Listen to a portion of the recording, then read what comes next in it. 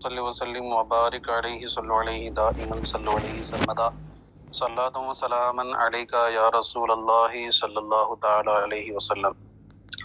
ہاں بیٹا، گفتگو ہماری چل رہی تھی صریح اور کنایہ کی بحث کی۔ صریح اور کنایہ کی تعریف بیان فرمائے تھے اور صریح کے متعلق احکامات بیان فرمائے تھے کہ کلام صریح کسی بھی اعتبار سے اگر پا لیا جائے تو اس کے معنی کا ثبوت جو ہے وہ ہو کر کے رہے گا، چاہے وہ بطور اخبار ہو، بطور نعت ہو یا بطور ندا ہو، کسی بھی اعتبار سے۔ بات سمجھ رہے ہیں؟ اور اس میں نیت کی کوئی ضرورت نہیں ہوتی ہے، کیونکہ نیت وہاں پر ہوتی ہے جہاں پر کئی احتمالات پائے جاتے ہوں، تو ان احتمالات میں سے کسی ایک احتمال کو راجح کرنے کے لیے نیت کی ضرورت پڑتی ہے، اور یہاں پر صریح کے مراد جب بالکل ظاہر اور باہر ہے تو پھر اس میں نیت کی کوئی ضرورت نہیں پڑتی۔ اب اسی پر ایک اور مسئلے کی تفریح آج پیش فرماتے ہیں۔ کہتے ہیں وَعَلَى هَذَا قُلْنَا إِنَّ التَّيَمُّمَ يُفِيدُ الطَّهَارَةَ لِأَنَّ قَوْلَهُ تَعَالَى وَلَكِنْ يُرِيدُ لِيُطَهِّرَكُمْ صَرِيحٌ فِي حُصُولِ الطَّهَارَةِ بِهِ۔ تیمم جو ہوتا ہے بیٹا، آپ لوگوں کو معلوم ہے کہ ضرورت کی خاطر وضع کیا گیا ہے۔ تیمم کو جو ہے ضرورت کی خاطر مشروع کیا گیا ہے۔ تیمم میں ہوتا کیا ہے؟ مٹی جس کی تاثیر فطری اعتبار سے تلویث، گندا کرنا، ملوث کرنا ہوتا ہے، اسی مٹی کو بقصد طہارت جب انسان استعمال کرتا ہے تو اللہ تبارک و تعالی اس کو مطہر بنا دیتا ہے۔ ٹھیک ہے، اتنا تو طے ہے کہ تیمم جو ہے وضو پر قدرت رکھتے ہوئے تو ہو نہیں سکتا ہے۔ اگر کوئی انسان وضو پر قدرت رکھتا ہو، پانی بھی موجود ہو، اور پھر وہ تیمم کرنا چاہے تو کیا تیمم کر سکتا ہے؟ نہیں کر سکتا، یہ تو طے ہے۔ تو ہمارے نزدیک جو ہے تیمم اور وضو میں کوئی فرق نہیں ہے بیٹا۔ جس انسان کے وضو کرنے کا وہ اہل نہیں ہے، وہ تیمم کرنا چاہتا ہے، مطلب وضو کرنے کا اہل وہ نہیں ہے، اس کے لیے تیمم ہے، تو جو کام وضو کا ہوتا ہے وہی کام تیمم کا بھی ہوتا ہے ہمارے نزدیک۔ مطلب جیسے کہ ہم ایک وضو کرتے ہیں، اس سے چاہے تو 50 نمازیں بھی پڑھ سکتے ہیں، اسی طرح سے ایک تیمم اگر ہم کریں 50 نمازیں بھی پڑھ سکتے ہیں، کیونکہ جیسا وضو ہے ویسے ہی تیمم ہے۔ جس طرح سے جو ہے وضو جو ہے ہم نماز کے شروع ہونے سے پہلے ہی، وقت سے پہلے ہی ہم کر سکتے ہیں، اسی طرح سے تیمم بھی وقت سے پہلے ہی ہم کر سکتے ہیں۔ تو کہنے کا مطلب یہ ہے کہ وضو اور تیمم میں ہمارے نزدیک کوئی فرق نہیں ہے، وہ بھی طہارت ہے، یہ بھی طہارت ہے۔ تو جس طرح سے وضو سے طہارت حاصل ہوتی ہے، اسی طرح سے تیمم سے بھی طہارت حاصل ہوگی۔ سمجھ میری بیٹا بات؟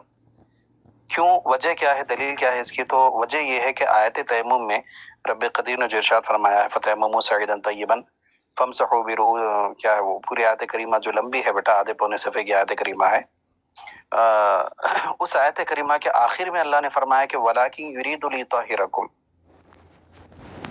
کیا فرماتا اللہ تبارک و تعالیٰ؟ وَلَكِنْ يُرِيدُ لِيُطَهِّرَكُمْ، لیکن اللہ تو یہ چاہتا ہے کہ تمہیں پاک کر دے۔ بات سمجھ میں آ رہی ہے؟ اِذَا جَاءَ أَحَدٌ مِنكُمْ مِنَ الْغَائِطِ أَوْ لَامَسْتُمُ النِّسَاءَ فَلَمْ تَجِدُوا مَاءً فَتَيَمَّمُوا صَعِيدًا طَيِّبًا، ہے نا؟ یہ پوری لمبی آیت کریمہ ہے، دو جگہ پر بیان فرمائی گئی ہے، 5ویں پارے میں اور 6ٹھے پارے میں۔ تو اس آیت کریمہ کے آخر میں رب قدیر نے فرمایا ہے کہ وَلَكِنْ يُرِيدُ لِيُطَهِّرَكُمْ، لیکن اللہ تو یہ چاہتا ہے کہ وہ تمہیں ہاں جی پاک کر دے۔ تو لِيُطَهِّرَكُمْ کا جو صیغہ ہے بیٹا، یہ ہے صریح، اس میں کنایہ کا کوئی معنی تو ہے نہیں، یہ ہے صریح صیغہ۔ اب جب یہ صریح صیغہ ہے تو پھر ایسی صورت میں جو اس کا معنی ہے وہ تو واجب ہوگا ہی ہوگا۔ تو آیت کریمہ کا صاف طور سے مطلب یہی ہوا کہ تیمم جو ہے وہ اللہ اسی وجہ سے کرنے کا حکم دیا تاکہ تیمم کے ذریعے سے اللہ ہمیں پاک فرما دے۔ بات سمجھ میں آ رہی؟ تو جب قرآن کی صریح آیت اس بات پر دلالت کرتی ہے کہ تیمم مفید طہارت ہے، تیمم مطہر ہے، تو بات ہی ختم ہے نا۔ تو جس طرح سے وضو مفید طہارت، اسی طرح سے تیمم بھی مفید طہارت۔ اسی بنا پر ہم کہتے ہیں کہ تیمم جو ہے یہ طہارت کے حاصل ہونے کے سلسلے میں صریح ہے یہ آیت کریمہ، تو اس وجہ سے کیا ہے، تیمم مفید طہارت ہے۔ لیکن امام شافعی علیہ الرحمت و رضوان کے نزدیک یہاں پر بیٹا معاملہ الگ ہے۔ ان کے اس سلسلے میں دو مشہور قول نظر آتے ہیں۔ پہلا قول نظر یہ آتا ہے کہ ان کے نزدیک تیمم جو ہے طہارت مطلقہ نہیں ہے بلکہ طہارت ضروریہ ہے۔ طہارت مطلقہ اور طہارت ضروریہ میں کیا فرق رہے گا؟ طہارت مطلقہ کہتے ہیں جو مطلق طہارت ہو، اور طہارت ضروریہ کہتے ہیں جو وقت ضرورت جس کو طاہر طہارت قرار دی گئی ہو۔ اور آپ لوگ جانتی ہیں مشہور قاعدہ ہے کہ ضرورت جو ہے وہ بقدر ضرورت ہی جو ہے مقدر ہوتی ہے. جب ضرورت پوری ہو گئی تو پھر وہ چیز ختم ہی ہو جاتی ہے نا. ہاں جی. تو جب یہ مفید جب تیمم کے بارے میں شوافع کا یہ کہنا ہے کہ یہ طہارت ضروریہ ہے تو ضرورت کے وقت ہی یہ ثابت ہوگی، اور جیسے ہی ضرورت ختم تو پھر اس کی طہارت بھی ختم ہو جائے گی. اسی بنیاد پر شوافع فرماتے ہیں کہ ایک تیمم سے انسان ایک ہی فرض نماز پڑھ سکتا ہے. تیمم کرنے کے بعد میں صرف ایک فرض نماز پڑھے گا، کیونکہ تیمم کو جو وضع کیا گیا وہ فرض نماز کی ضرورت کے لیے. اچھا، فرض نماز کی ضرورت کے علاوہ دیگر چیزوں کے لیے تیمم نہیں کر سکتا ہے. سن میری بات، کیونکہ دیگر چیزوں کے لیے تیمم ضروری ہے نہیں ہے، ضرورت ہی متحقق نہیں ہوگی. بات سمجھ میں آ رہی ہے؟ جیسے کہ قرآن شریف چھونا ہو تو قرآن شریف چھونے کے لیے تیمم نہیں کر سکتا ہے. بات سمجھ میں آ رہی؟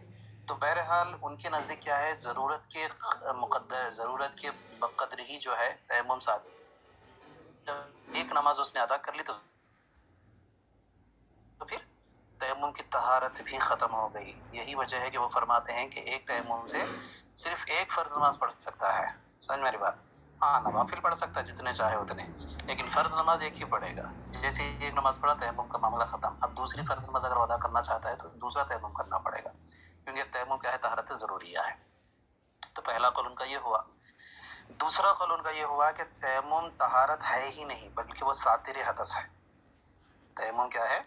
طہارت ہے ہی نہیں بلکہ کیا ہے، وہ ساتر حدث ہے. ساتر حدث کا مطلب کیا ہے؟ حدث کو چھپانے والا.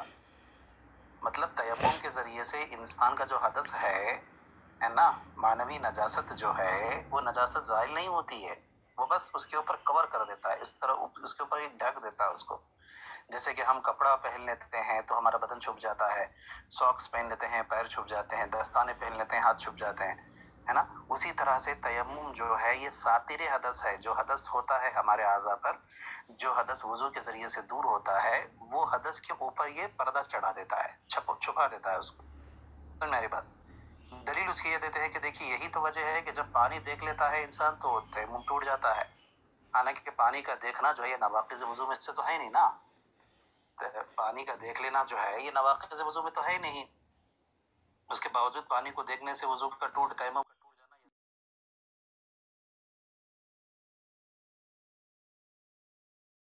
وہ کر کے کیا آیا، وہ لوٹ کر کے آ گیا. تو بہرحال وہ فرماتے ہیں کہ یا تو یہ ساتر حدث ہے، حدث کو چھپانے والا ہے، یا پھر یہ طہارت ضروریہ ہے. تو میری بات، دونوں تقدیر پر بھی اگر بات مانیں گے تو بات اتنی ہی ہوگی کہ تیمم جو ہے وہ طہارت مطلقہ ہے نہیں جیسے وضو ہوتا ہے. بس میری.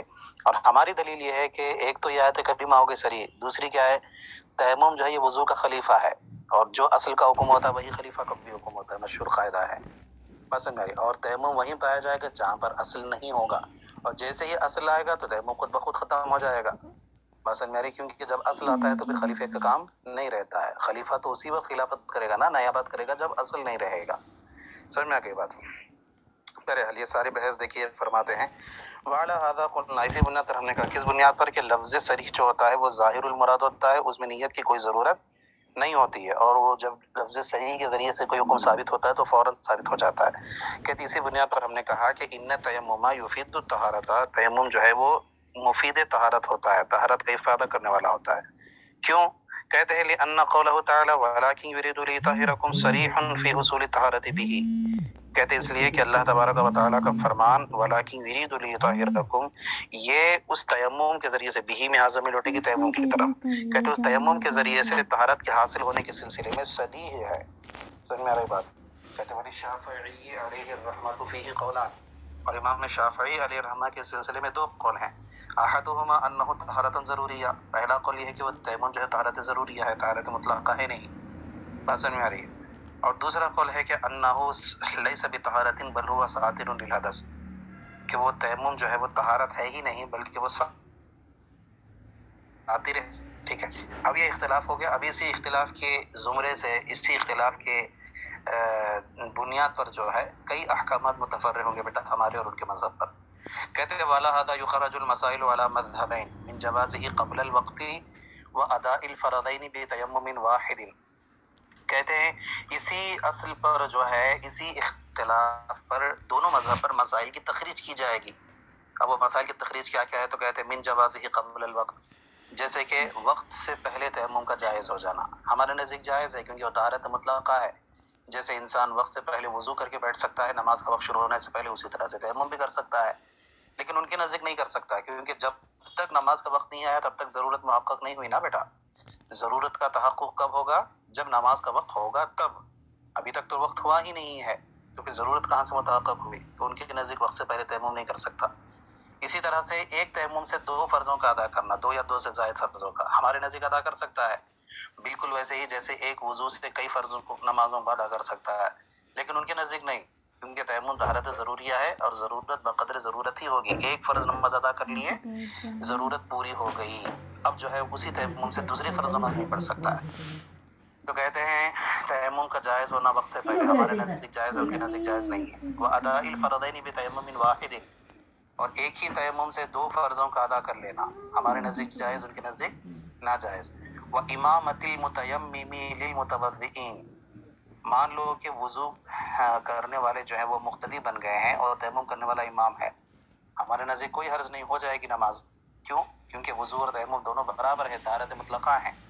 تو جس طرح سے ایک وضو کرنے والے کے پیچھے دوسرے وضو کرنے والے کی نماز ہو جاتی ہے، اسی طرح سے تیمم کرنے والے کے پیچھے بھی وضو کرنے والے کی نماز ہو جائے گی. لیکن ان کے نزدیک نہیں ہوگی، کیونکہ ان کے نزدیک طہارت مطلقہ ہے نہیں نا، طہارت ضروریہ ہے. تو جو شخص تیمم کیا ہوا ہے وہ گویا کہ وضو کرنے والے کی طرح ہے ہی نہیں، وہ اس سے ادنا اور کمتر ہے، اور کمتر شخص جو ہے وہ امامت نہیں کر سکتا ہے. تو لہٰذا ان کے نزدیک متیمم کی امامت میں متوضئین کی نماز نہیں ہوگی.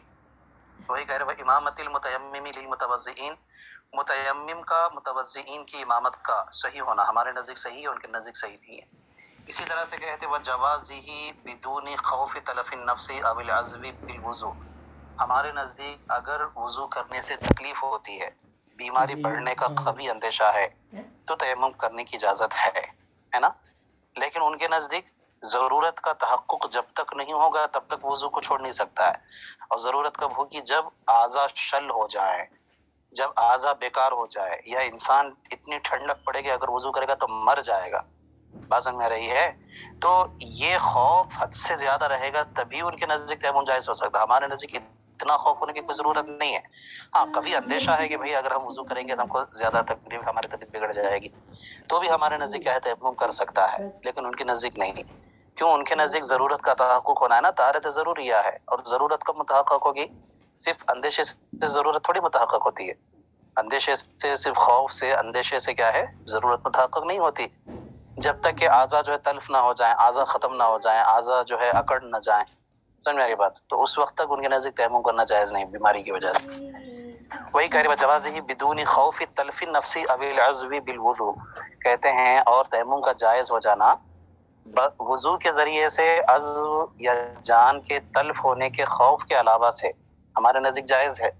اتنا خوف نہ بھی ہو، بس بیماری کے بڑھنے کا اندیشہ ہو تب بھی ہمارے نزدیک جائز. ان کے نزدیک اگر بیماری کے بڑھنے کا اندیشہ ہے تب بھی جو ہے تیمم جائز نہیں ہوگا، کیونکہ ضرورت کا تحقق نہیں ہوا. جب تک کہ جان جانے کا خوف نہ ہو یا عضو کے شل ہو جانے کا خوف نہ ہو، اس وقت تک کیا ہے ان کے نزدیک تیمم نہیں کر سکتا ہے. سمجھ میں آگے بیٹا بات؟ اسی طرح سے وجوازہ للعید والجنازہ، یہ امام شافعی کے نزدیک ہے. امام شافعی کے نزدیک ہے بیٹا. ہمارے نزدیک جو ہے صرف بیماری کے بڑھنے کا اندیشہ اگر ہے کہ ہم وضو کریں گے تو ہماری بیماری جو ہے وہ بڑھ جائے گی تو ہم تیمم کر سکتے ہیں. سمجھ میں آ رہی بات؟